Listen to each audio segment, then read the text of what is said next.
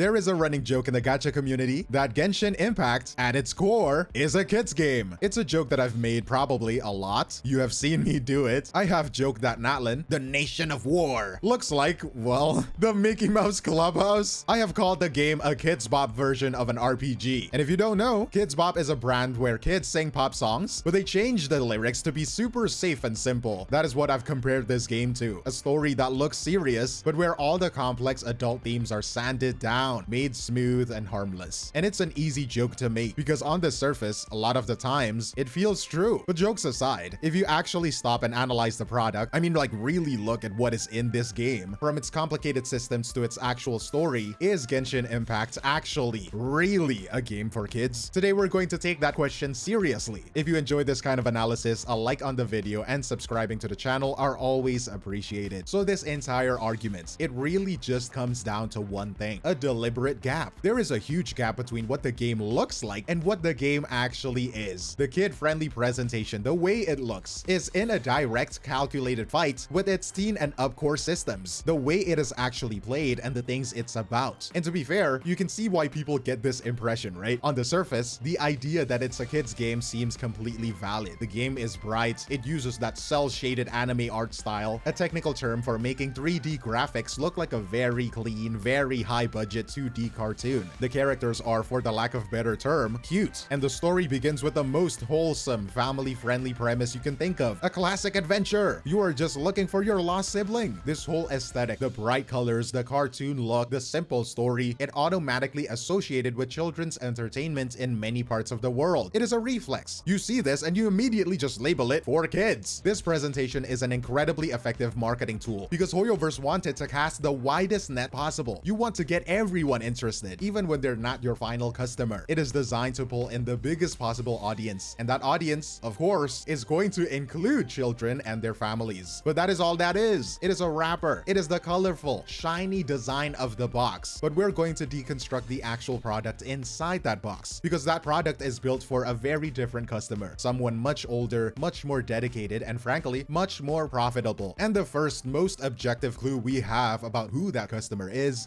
the official rating. The game is rated T for teen by the ESRB in North America. In Europe, it is PEGI 12. So right from the start, the official bodies that rate games are saying that this is for ages 13 and up. And look, these ratings are partly for fantasy violence. You hit monsters, they flash, they disappear, but that is not the interesting part, right? A parent might see the T for fantasy violence and think that it's no different than a superhero movie. And the most critical warning though, the one most people just ignore, is under interactive elements. It's just a small line that says in-game purchases includes random systems, right? This sounds mild. It sounds harmless because nowadays you look at every mobile game, right? It is very rare to find a game without in-game purchases. But this is a bureaucratic label. It is a very dry, official sounding term for what is, in effect, a simulated gambling system. This is where that whole kid-friendly illusion really begins to fall, because this core mechanic, the way the game makes its money, is the single greatest risk it poses to a younger audience.